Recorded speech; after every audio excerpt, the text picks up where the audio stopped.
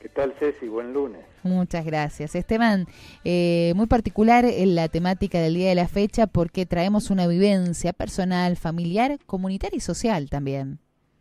Claro, porque la madre está presente en la historia, en cada etapa de la vida, en este caso de los argentinos. Uh-huh. Y ayer, bueno, se festejó esa fecha tan intensa que es el Día de la Madre, y estaría bueno entonces hacer un poco un recorrido por la historia argentina, una lectura, digamos, a partir de las madres, de los grandes protagonistas. Tal cual. De nuestra historia, porque obviamente todos la tuvieron, y en algunos casos, Ceci, las madres de esos grandes referentes de la historia argentina jugaron un papel muy importante, sí, en la formación y en el futuro protagonismo de sus hijos. Así que si te parece, hacemos así rápidamente un recorrido en el túnel del tiempo para ir viendo ejemplos de los muchos que hay, y sobre todo, digamos, de las madres que pudieron zafar del olvido, sí, porque la mujer en general en el relato histórico ha sido bastante menoscabada. Uh-huh. Así que para encontrar, digamos, personajes importantes de mujeres, tenemos que mirar en torno a los grandes referentes, a los hombres de la historia, ¿no? Exactamente, y hay que buscar este legado. Pensaba recién cuando te escuchaba, Esteban, es el gran legado, ¿no? Que puede traducirse en educación, en muchas aristas de las madres a los hijos. Muchas madres hicieron historia en los hijos. En contención, en inculcar valores. Tal cual.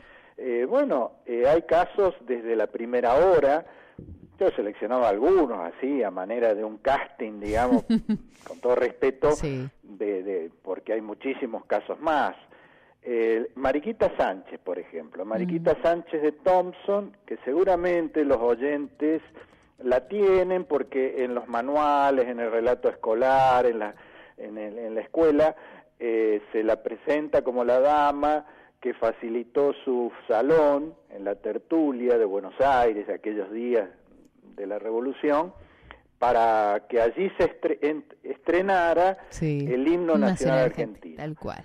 Y quedó así, digamos, pero en realidad Mariquita Sánchez tuvo un protagonismo mucho más importante, y es yo diría la primera figura que establece la cuestión de género en la historia argentina, porque ella se planta frente al estado de cosas, puntualmente con relación a la elección de con quién quería compartir su vida, con quién quería que fuera su marido, porque en esa época, estamos hablando de los tiempos de la colonia, las mujeres no decidían su destino, se los decidía su familia, sus padres, y en este caso Mariquita empezó ahí ya a escribir una historia de presencia, y de principios que lo va a mantener a lo largo de toda su vida, porque fue longeva y atravesó varias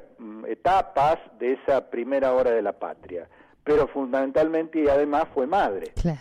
Fue madre de 8 hijos, 5 con su primer esposo, don Martín Thompson, que fallece, y cuando enviuda tiene un segundo matrimonio con un señor Mendeville, que era el representante francés en Buenos Aires, y tiene otros 3 hijos. Uh-huh.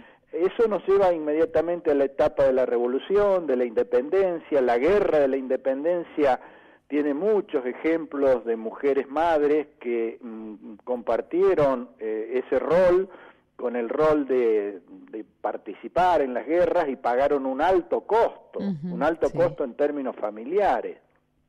Hay casos sobresalientes, Ceci. Juana Zurduy, por ejemplo, que se la tiene por una gran heroína en los ejércitos patrios, peleando junto a Manuel Belgrano, allá en el Alto Perú, que es la actual Bolivia. Sí. Bueno, pero no todos saben que Juana Zurduy perdió 4 de sus hijos, de sus 5 hijos en el camino, fruto de la crueldad de la guerra, de las circunstancias en que fue muy difícil para ella poder atender debidamente y contener debidamente a su familia, siempre perseguida, siempre acosada por el enemigo realista, y pierde 4 de sus 5 hijos. Solo sobrevive Luisa, la menor de sus hijas. Una cosa parecida es la historia de María Remedios del Valle, otra heroína de esa época. En realidad esta señora fue siguiendo a su marido a la guerra porque ocurría eso, enrolaban a los hombres, claro, los llevaban a la guerra para formar los ejércitos patrios y esas mujeres quedaban desamparadas y muchas de ellas decidían seguir a los ejércitos. El caso de María de Remedios del Valle, una parda, como se le llamaba en aquel tiempo a la gente de origen afroamericano. Ella va a perder a su marido y a sus 2 hijos en las guerras también, en el Ejército del Norte, capitaneado por Manuel Belgrano, y sin embargo va a seguir participando y asistiendo a los soldados. Es una de las famosas niñas de Ayohuma, pero fue madre y perdió a 2 de sus hijos en la guerra. Otro caso parecido es el de Olinda Correa. ¿Te suena el de Olinda Correa? No, de Olinda Correa no. Claro, te va a sonar más cómo se la conoce popularmente, por la difunta Correa. Claro, en un culto popular, la difunta Correa, que se la presenta allí entre la realidad y la leyenda, pero está, digamos, comprobado que existió como tal y que pierde la vida y se produce ese suceso que tanto se habla y de que se transmitió de boca en boca, de que amamantó a su niño aún después de muerta. Sí. En San Juan, porque seguía también a su marido, que había sido enrolado en este caso en las Montoneras, porque estamos hablando de 1840. En fin, esta primera etapa de la historia argentina está plagada de este tipo de ejemplos que, si uno los busca en la entretela del relato tradicional, del relato escolar, van apareciendo estas circunstancias de mujeres, madres, que a su vez han sufrido los avatares de un tiempo azaroso, de esas turbulencias de la primera hora. Bueno, después cada uno de nuestros próceres tiene, de nuestros padres de la patria, tiene también una madre. Mira, te voy a contar el caso, si tenemos tiempo, antes de ir a la pausa. Sí, adelante, adelante. ¿Puedo contar un caso importante? Sí, adelante, Esteban. Mira, José de San Martín.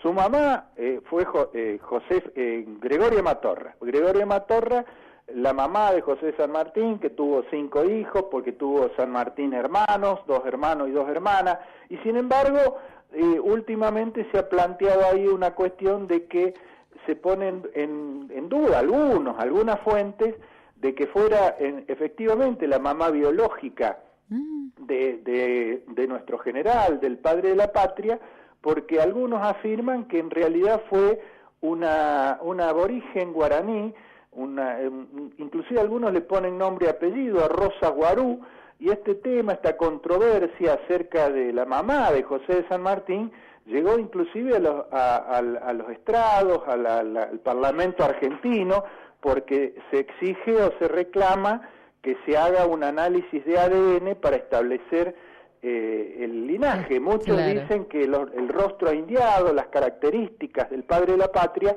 tienen que ver con que la posibilidad, digamos, de que su madre haya sido efectivamente una india guaraní. Bueno, te lo cuento porque para compartir con los oyentes cómo todo este asunto de la maternidad se mezcla con la historia y aparecen como cuestiones, muy interesantes, por lo menos para seguirlas. El caso de Juan Manuel de Rosas, otro protagonista importante de la historia argentina, también tuvo una madre que dejó tela para cortar, dejó su impronta. Doña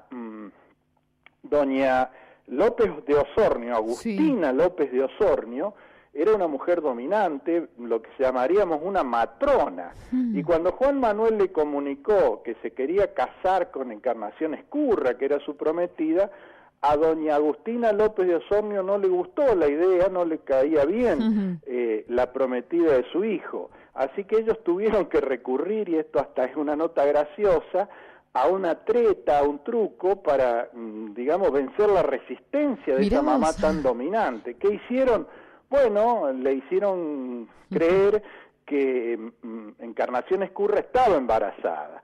Entonces, como eran familias patricias, claro, muy católicas, muy ajustadas a los cánones de la época, no podían permitir claro, que su hijo, digamos, embarazara a una dama y sin hacerse cargo como correspondía, así que tuvo que autorizar el casamiento de esa relación después de Juan Manuel de Rosas con Encarnación Ezcurra, una esposa muy activa, muy presente, muy intensa en la vida política del Restaurador.